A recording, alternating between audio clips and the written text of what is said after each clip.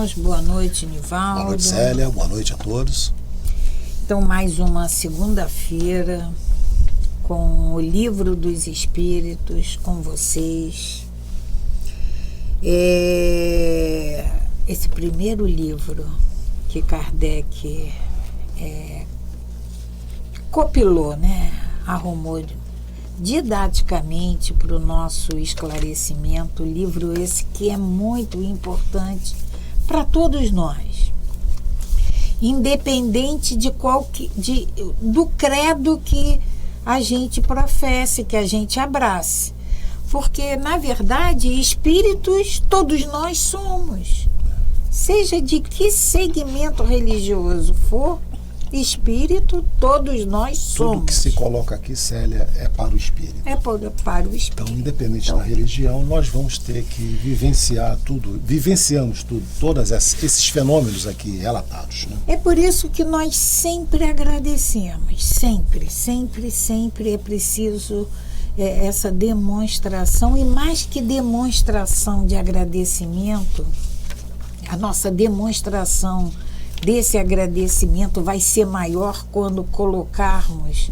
em prática esses ensinamentos que nos chegam, essas oportunidades que nos são dadas de trabalhar o nosso eu.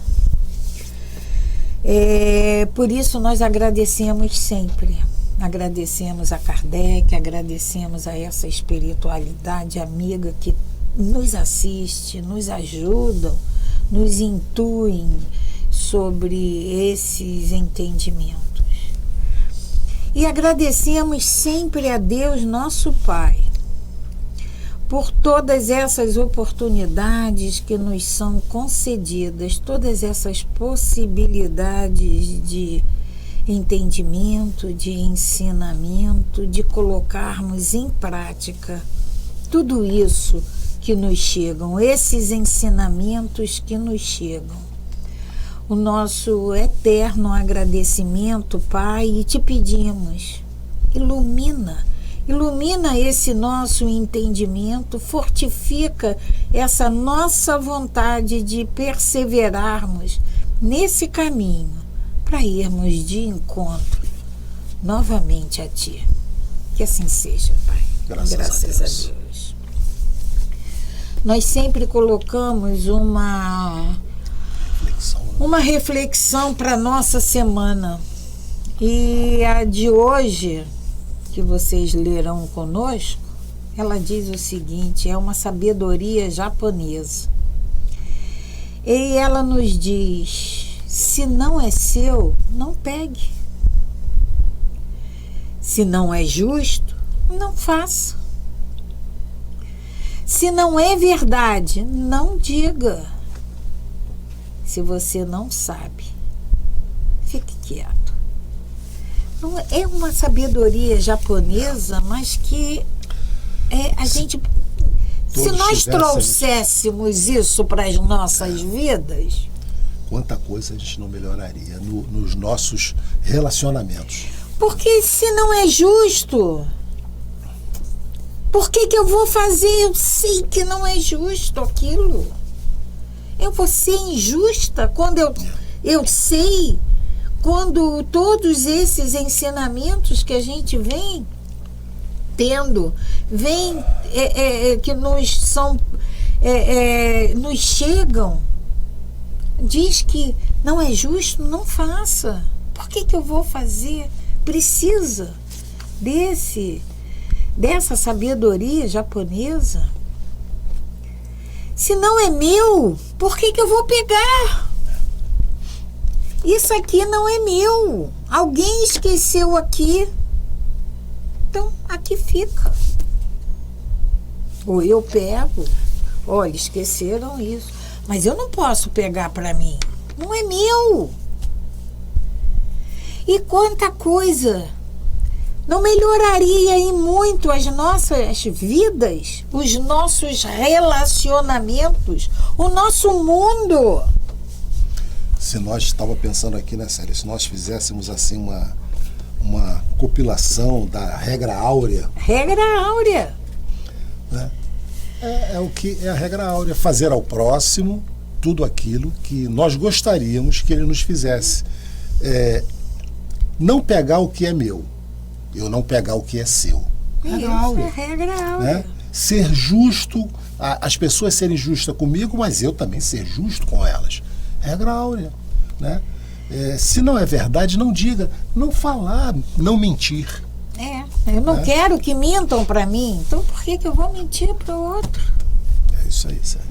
Eu não sei, essa última então, se você não sabe, fica quieto, mas a gente acha que a gente sabe tudo. A gente tem que dar opinião em tudo, e mesmo naquilo que a gente não sabe. Você falou bem, né? Dar opinião. Dar opinião. Quando é opinião, é um comentário sem aprofundamento.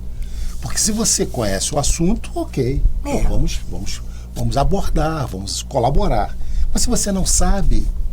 Não tem que dar palpite, né? Mas a gente jamais, o nosso orgulho, a nossa vaidade jamais vai permitir. Falei assim, poxa vida, eu não sei sobre esse assunto, eu não sei, não tenho conhecimento. A vontade da gente falar, mas a gente, né, tem que opinar. Tem que opinar, mesmo sem ter certeza, sem saber, né? Então a regra áurea que Jesus veio aqui e praticou conosco, ela está dentro dessa sabedoria japonesa. Né? Perfeito. E é simples assim, não é seu, não pegue. Não é justo, não faça. Não é verdade, não diga. Se você não sabe, fica quieto. Célia, nós paramos na semana passada na questão 977, hoje nós vamos dar iniciar o nosso estudo na questão 978. Estamos no capítulo 2 da última parte do Livro dos Espíritos, que fala sobre penas e gozos futuros, e estamos falando sobre natureza das penas e gozos futuros. Na questão 978, Kardec pergunta assim: a lembrança das faltas que a alma tenha cometido quando era imperfeita não perturba a sua felicidade, mesmo depois que se tenha depurado? A gente entendendo então essa questão de Kardec, aquele espírito errante, né? Ele evoluiu, entendeu, se ressignificou, e ele é um espírito de luz. Ele vai ficar ressentido ainda, a lembrança dos erros passados que um dia vai trazer sofrimento para ele? Né?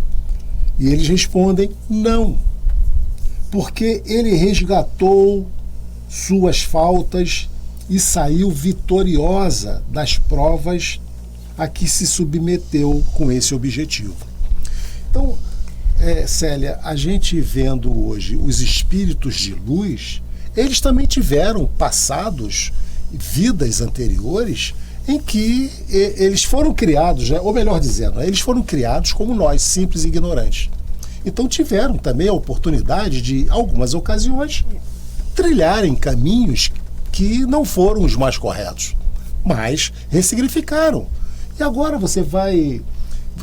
o fato deles terem sido um dia, lá atrás, um espírito errante, vai trazer sofrimento hoje? Não. Eles dizem aqui, eles já depuraram as suas faltas, já resgataram, né? E saíram vitoriosos de todos os seus intentos reencarnatórios. Sabe aquela fala do Chico que a gente não pode mudar o passado? O passado. Exatamente. Mas a gente pode fazer um novo diferente fim. E mudar o final, né? E aí é isso que acontece com eles. Eles não vão ficar pensando no que eles fizeram ou deixaram lá de fazer. Eles são agora, eles estão nesse patamar. Por isso eles entendem as nossas faltas. Sim, por isso eles entendem as nossas vacilações. Porque eles já passaram por isso. E venceram. E eles sabem que nós também vamos vencer. Pode demorar, pode. Então essas lembranças, na verdade, eles nem lembram. Nem lembram mais. né? O doutor Bezerra de Menezes, vai lembrar, né? Outros espíritos, Maria de Nazaré, não lembra mais, não faz sentido. A ocupação é outra. É outra, o pensamento é outro. Aí essa é 979. As provas que a alma ainda tenha de sofrer para concluir a sua purificação não serão para ela uma causa de penosa apreensão que perturba sua felicidade? Então, ainda existe prova que a alma precisa sofrer para completar a sua purificação. E isso, para ela, constitui uma apreensão, perturba a sua felicidade.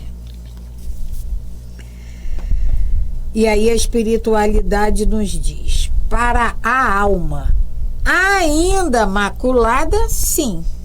Para a alma que precisa ainda se passar por essas provas, passar por essa sofrer para completar a sua purificação, a espiritualidade nos diz que sim. É preciso, é por isso que ela não pode gozar da perfeita felicidade, da felicidade constante, da felicidade divina. Não são esses momentos de felicidade que nós chamamos de felicidade e que passamos. É por isso que ela não pode gozar da perfeita felicidade, senão quando estiver completamente pura. Mas para a alma que se elevou, nada tem de penoso o pensar nas provas que ainda haja de sofrer. Então, para aquela alma que ainda é maculada, que ainda não é essa alma pura, causa sofrimento. Ainda traz sofrimento. Ainda a saber que vai ter provas difíceis, né, Célia? Isso. Mas naquela que já se elevou, ela sabe que vai ter que continuar, porque Célia, a gente conhece hoje o nosso mundo, que é o de prova e expiação. A gente ouve ainda falar no regeneração, né, que estamos entrando em que nós vamos ter não vai ter, não é que vai ter só o bem, mas o bem vai sobrepujar o mal. Esse é o mundo de regeneração. O mal vai ser em menor número que o bem, que hoje é o contrário, infelizmente. Mas a gente não tem noção do que é um mundo feliz, do que é um mundo ditoso. Mas os espíritos que já vivem em mundos melhores, eles não se preocupam. Eles continuam tendo provas para crescer, claro, para evoluir cada vez mais. Mas eles não estão preocupados mais com isso. Então, é exatamente o que Kardec diz. E os espíritos nos diz a Kardec. Esses espíritos que ainda se encontram maculados, claro que a possibilidade de passarem por provas difíceis traz sofrimento. Mas os espíritos já evoluídos, eles sabem que vão ter que continuar aprendendo. Para eles não é mais sofrimento, é aprendizado. Então é por isso que a espiritualidade nos responde dessa maneira. Mas para a alma que já se elevou, sim, nada tem de penoso. Kardec traz uma nota, Célia. Aí tem uma notinha de Kardec que Kardec nos diz: a alma que chegou a certo grau de pureza já goza da felicidade. Certo grau de pureza, né? Um sentimento de doce satisfação a envolve. Sente-se feliz por tudo o que vê, por tudo o que a cerca. Levanta-se para ela o véu que encobria os mistérios e as maravilhas da criação, e lhe aparecem as perfeições divinas em todo o seu esplendor. Essa é a felicidade. Que os espíritos... Essa alma, né, que já atingiu um certo pureza, grau de pureza. E você pensando aqui, será que teríamos encarnados que já gozam desse grau de satisfação? Acredito que sim. Quantos encarnados, Célia? O Chico foi um que tinha todas essas condições aqui, ó. Ele aceitava, ele gozava da felicidade, ele tinha um sentimento suave, uma satisfação, feliz com tudo, ele percebia os mistérios maravilhosos da criação, se levanta para ela, as perfeições divinas lhe parecem todo o seu esplendor. Quer dizer, ele vivia já numa situação de privilégio, de entendimento. Eu não sei se o Chico vivia, mas ele estava... Se não muito vivia, próximo, ele estava muito próximo disso. Então, é que a gente, evidentemente, eleva o nosso pensamento já para espíritos mais evoluídos. Mas o Chico foi um deles, que esteve aqui conosco, né, com uma elevação muito grande. Questão 980. Kardec pergunta: o laço de simpatia que une os espíritos da mesma ordem constitui para eles uma fonte de felicidade? A gente pode imaginar que nós, junto das pessoas que nos são simpáticas. Da mesma ordem, a gente volta lá para a questão número 100, né, Célia? Que estão na mesma sintonia. Mas aqui encarnados, quando a gente está envolvidos só no propósito, na mesma simpatia, no mesmo propósito, nos traz satisfação? Sim. Então eles respondem assim a Kardec: a união dos espíritos que simpatizam para o bem é-lhes uma das maiores satisfações, porque não temem ver essa união perturbada pelo egoísmo. Então, porque todos eles estão na mesma sintonia, não há egoísmo, não há sentimentos pequenos. Porque na minha redação ela vem assim: a união dos espíritos comprometidos com o bem.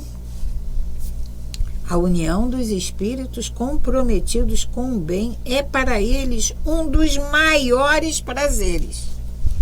Aí vem porque não estão comprometidos com o egoísmo.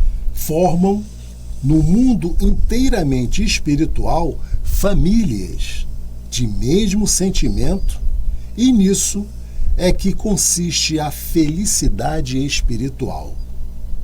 Como no vosso mundo vos agrupais por categorias e experimentais um certo prazer quando estáis reunidos. É o que você falou. Quando a gente consegue reunir aquele grupo de amigos ou familiar que todos nós estamos imbuídos no mesmo pensamento, isso nos traz alegria. A afeição pura e sincera que sentem e de que são objetos constitui uma fonte de felicidade, pois lá não há falsos amigos nem hipócritas. Está todo mundo querendo, pensando a mesma coisa, Célia. Então isso traz essa alegria, traz essa satisfação. Existe uma uniformidade de pensamento e de sentimento. O objetivo de todos é voltado para fazer o bem. O pensamento único no bem. Né? Kardec também aqui traz uma pequena nota que ele diz assim: o homem experimenta as primícias dessa felicidade na Terra. O início, o germezinho dessa felicidade. As primícias, né? Quando encontra almas com as quais pode confundir-se numa união pura e santa. Numa vida mais purificada, esse prazer será inefável e sem limites, porque só encontrará almas simpáticas que o egoísmo não as esfriará pois tudo é amor na natureza. É o egoísmo que o mata. Então, a gente já tem, né? A gente já, como você falou, a gente já tem essa oportunidade aqui na Terra de ter esse pequeno degustação, né, do que é você estar num grupo em que todos têm o mesmo pensamento. Muitas das vezes a gente consegue, e isso dá uma satisfação muito grande. Aí a gente se sente à vontade, a gente em saber que ali não tem inveja, não tem ciúme, não quer o mal do outro. Um não quer o mal do outro. Poxa, como a gente se sente bem. 981. Em relação ao estado futuro do espírito, haverá diferença entre aquele que em vida temia a morte e aquele que a encara com indiferença e mesmo com alegria? Então, o que Kardec está... nós já falamos, não nessas palavras que Kardec usa, mas nós já falamos que a gente não se prepara. Sim, sim. Então a gente não pensa. Se deixar por nossa conta, a morte não existe. Vamos viver eternamente. Vamos viver eternamente. E Kardec pergunta em relação ao estado futuro do espírito. Como ele vai chegar no mundo espiritual? Haverá diferença entre aquele que em vida temia a morte e aquele que a encara com indiferença e mesmo alegria? Com naturalidade, com entendimento. Tem gente que não quer nem falar de morte. Tem horror. Não fala na morte. Isso e não existe. Tem outros, eu não tenho medo não, estou preparado, não quero agora, mas a hora que chegar, normal, né? Há essa diferença e eles vão explicar para Kardec e para nós também. Aí a espiritualidade nos diz, a diferença pode ser muito grande, pode ser. Vamos mais uma vez frisar que no espiritismo, no mundo espiritual, em se tratando do mundo espiritual, não tem nada que afirme categoricamente que é aquilo. Não é. Não existe isso.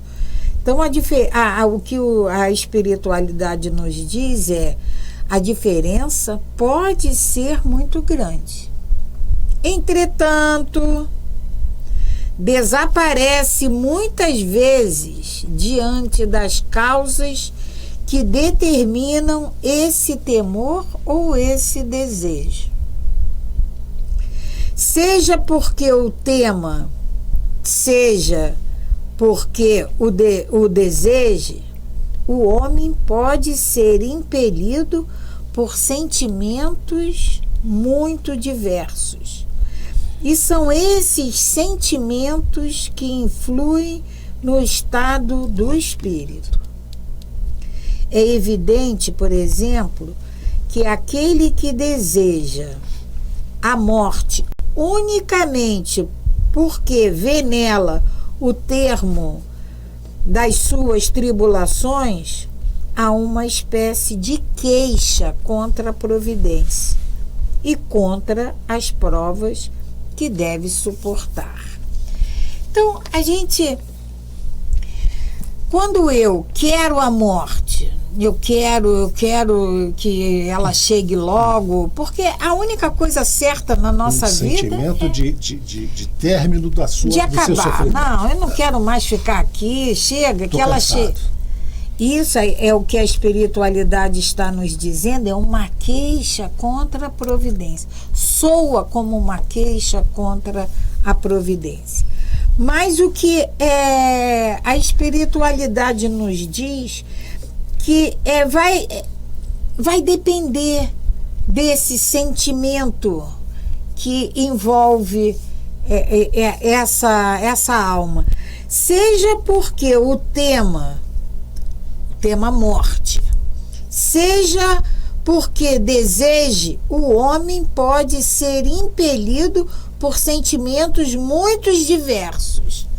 E esses sentimentos são esses sentimentos que influi no estado do espírito. O estado psíquico, né, Célia? Porque a nossa mente vai nos acompanhar. A gente vê no livro que nós estamos estudando, sim. O Padre Domênico. Obreiros da Vida Eterna. Obreiros da Vida Eterna, o Padre Domênico. Ele se preparou para aquele momento? Ele não se preparou para aquele momento. Ou de certa forma, até, Célia, se preparou, mas erradamente. Erradamente. Ele tinha uma percepção do mundo espiritual muito diversa do que ele, na verdade, encontrou. Por que ele tinha essa percepção? Porque foi dito para ele. Então, vai depender, cada caso vai ser um caso. Em resumo, né, Célia, aquele que sabe, entende, compreende a finitude da vida, sabe que num dia nós vamos ter que deixar esse corpo físico, estamos aqui nessa experiência na carne. O entendimento ao desencarnar é outro. É outro. Né? É mais natural, é mais suave, muito embora chegue no mundo espiritual, porque dependendo das crenças que a gente professe, por exemplo, é porque fica estranho a gente ficar falando de outras crenças. Mas quando eu tenho um pensamento de que eu vou, por exemplo, vou esperar o juízo final, o que eu vou fazer? Vou dormir? A finalidade que essa alma vai ter no mundo espiritual, dependendo do que me for ensinado, eu posso sofrer mais ou sofrer menos. É complicado, vai variar de caso a caso. Célia, questão 982. Kardec agora pergunta assim: para assegurar nossa sorte na vida futura, será necessário professarmos o Espiritismo e crermos nas manifestações? Ele particularizou. E eles respondem: se assim fosse, concluir seria que todos aqueles que não creem ou que não tiveram a oportunidade de se esclarecer estariam deserdados. O que seria um absurdo. É bom, é o bem que assegura a sorte futura. Ora, o bem é sempre o bem, qualquer que seja o caminho que ele conduza. Ele pede para ver outras duas questões, mas a gente pode comentar já sobre essa resposta dos espíritos. É evidente que essa pergunta de Kardec, se é necessário que a gente professe o espiritismo para que a gente tenha assegurado essa sorte na vida futura, e a gente responde que é evidente que não. Até porque a gente sabe, né, Célia, que há muitos espíritas que não cumprem os preceitos, né? Chico já falava, os espíritas estão desencarnando mal. Né? Chico falava isso. Então, quer dizer, e aí ele ressalta, né, Célia, que o que vai fazer, o que vai determinar essa nossa chegada no mundo espiritual é o bem que a gente praticou aqui na Terra. E aí essa questão, a 982, a gente pode reportar para 981. Porque esse bem, mesmo que eu tenha medo da morte, que eu não quero nem ouvir falar nela, mas dependendo de como eu tenha vivido a minha existência, eu vou chegar de uma maneira. Eles nos dizem, os espíritos nos dizem, o bem é sempre o bem. Independente do nosso credo. Qualquer que seja o caminho que você conduz. Então, se foi da religião A, B, ou C, ou D, não importa. Não importa. Você tem um coração limpo, você praticou o bem, está tranquilo. É bem verdade que o Espiritismo nos diz: a vida continua. Nós somos responsáveis pelos nossos atos. Eu não conheço outra crença que diga isso. Então, nós temos possibilidades de chegar melhor? Temos. Vamos chegar? Não é garantido, porque vai depender desse bem, vai depender de como nós levamos a nossa existência. Perfeito. Ele pede para que a gente vá à questão 165 e a 799. 799 nós ainda vamos chegar dela. Mas vamos lá então na 165. Não, 799 nós já passamos. Já passamos.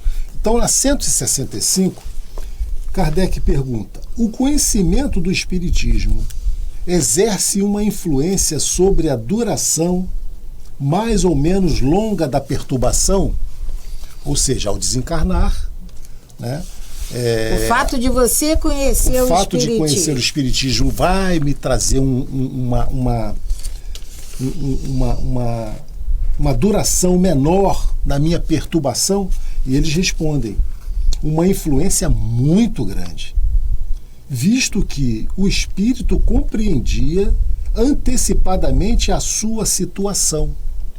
Porém, a prática do bem e a consciência pura são o que tem maior influência. Então, ele volta exatamente a afirmar a mesma coisa aqui nessa facilita. Mas a prática no bem é que vai fazer toda a diferença. E na 799 está no subtítulo a influência do Espiritismo no progresso. A influência do Espiritismo no progresso. E a 799, Kardec pergunta: de que maneira o Espiritismo pode contribuir para o progresso? E a espiritualidade nos diz: destruindo o materialismo, que é uma das chagas da sociedade. O Espiritismo pode fazer com que os homens compreendam onde estão seus verdadeiros interesses. E é isso que o Espiritismo nos mostra. O importante não é ter, o importante é o ser. E aí, quando a gente evolui moralmente, o progresso também é facilitado. É o que o progresso necessita da nossa, porque intelectualmente nós somos muito desenvolvidos, mas moralmente a gente precisa alcançar esse mesmo patamar, porque aí o progresso acontece com esse mundo de regeneração que nós tanto almejamos, que nós queremos, que nós começamos a ver ele ali na frente. Ali na frente é otimismo, né? Mas que ele está aí batendo na nossa porta. Mas primeiro é preciso que nós nos regeneremos, porque aí esse progresso vai acontecer, porque nós vamos fazer acontecer. Kardec traz uma nota sobre essa questão, Célia, e encerra inclusive esse subtítulo, né? E ele diz assim: a crença no Espiritismo ajuda a se melhorar, fixando as ideias sobre certos pontos do futuro. Ela apressa o progresso dos indivíduos e das massas, porque permite compreender o que seremos um dia. É um ponto de apoio, uma luz que nos guia. O Espiritismo ensina a suportar as provas com paciência e resignação. Desvia dos atos que podem retardar a felicidade futura. É assim que contribui para essa felicidade. Mas não foi dito que sem ele não se possa consegui-la. Quer dizer, o espiritismo ajuda. O Claro, espiritismo, ao entendimento, à compreensão, né, Célia? ele é um como você disse, facilitador. a religião, né, ou é a crença que fala sobre vida futura, sobre reencarnação, sobre a vida do espírito, sobre... Então, ajuda. Mas, como Kardec nos diz aqui, não resolve tudo, não, se você não praticar o bem, se você não tiver o coração puro e limpo, né? E aí nós vamos para as penas temporais. E na questão 983, Kardec pergunta: o espírito que expia suas faltas em nova existência não experimenta sofrimentos materiais? Será então exato dizer-se que para a alma, depois da morte, só há sofrimentos morais? No mundo encarnado, expiando as suas faltas, ele experimenta sofrimentos materiais. E no mundo espiritual, é sofrimento só moral?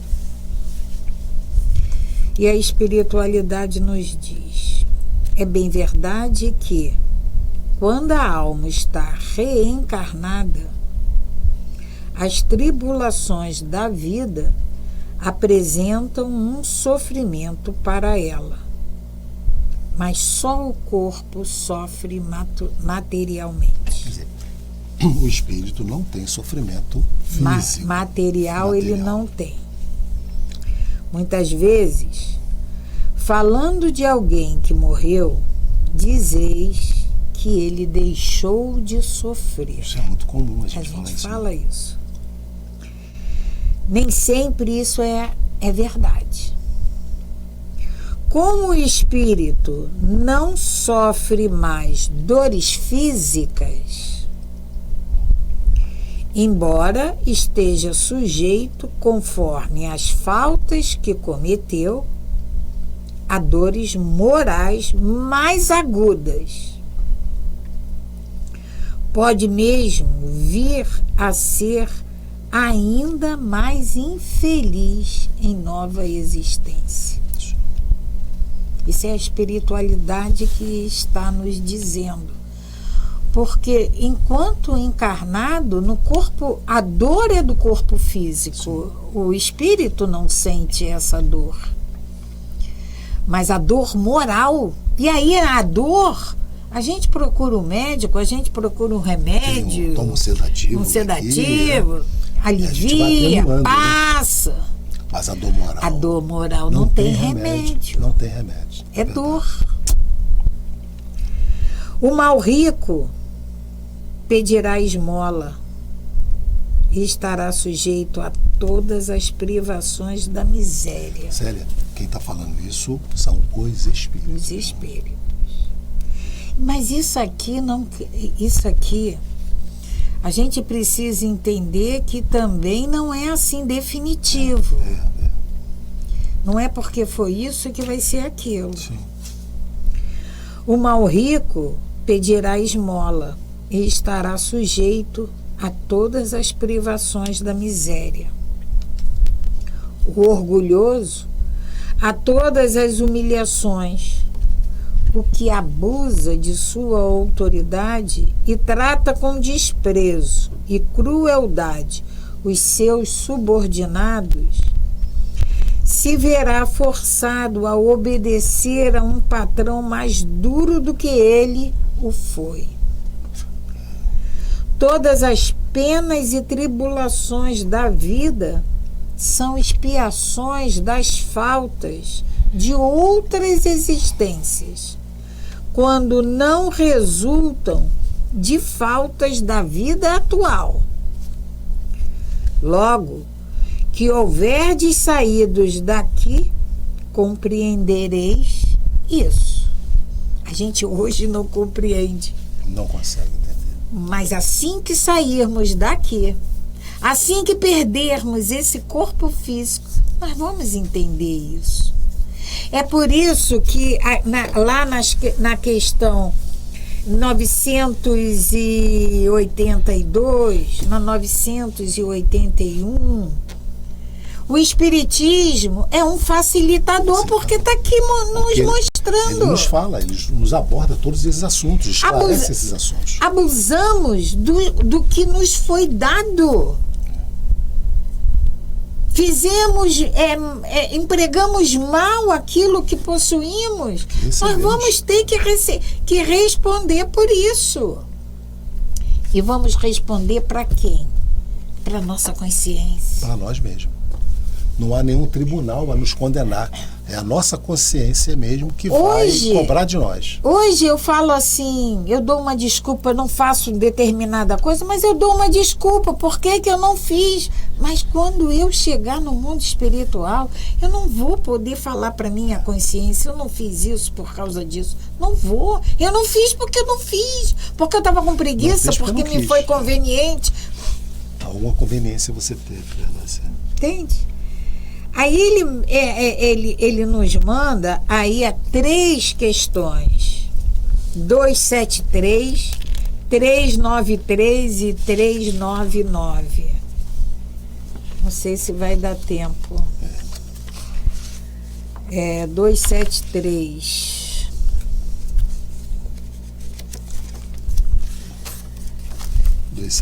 Célia, diz assim: um homem pertence a uma raça civilizada, poderia, por expiação, reencarnar numa raça de selvagens?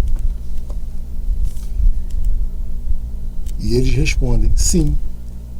Mas isto depende do gênero de expiação.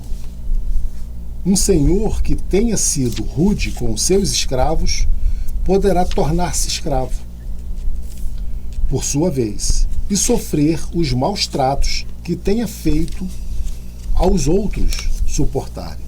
Aquele que numa determinada época tenha comandado pode, numa nova existência, obedecer àquele menos que se curvaram à sua vontade. É uma expiação.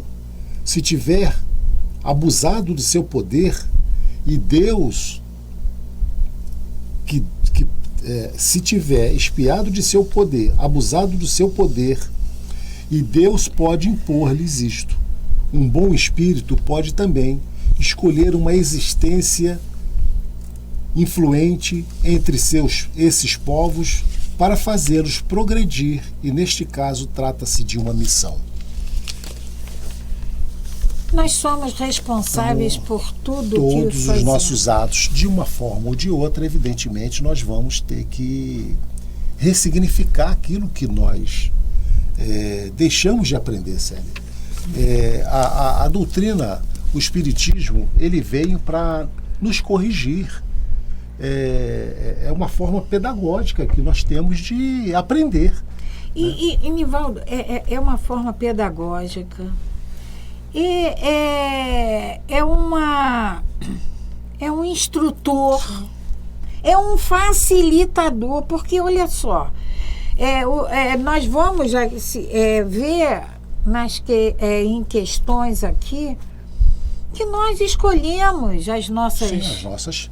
Muitos de nós escolhemos. Nosso planejamento reencarnatório. Que direito eu tenho hoje de reclamar? Se eu estava lá, mas eu não lembro. É preciso que tenha o véu. O véu do esquecimento, já nós vamos precisar parar aqui, mas sim, nós temos voltamos que voltar essas duas questões, essas penas 393 temporais. e 399, voltamos aqui para que a gente possa falar um pouco mais sobre esse assunto, que é um assunto muito importante, né, Célia? Para ficar tem essas questões que nós precisamos ver. Porque Exato. São questões que apesar de já termos passado, mas são questões que nos lembram das nossas responsabilidades. Perfeitamente. Então, Célia, está chegando ao final do nosso estudo, nessa noite de hoje, na segunda-feira.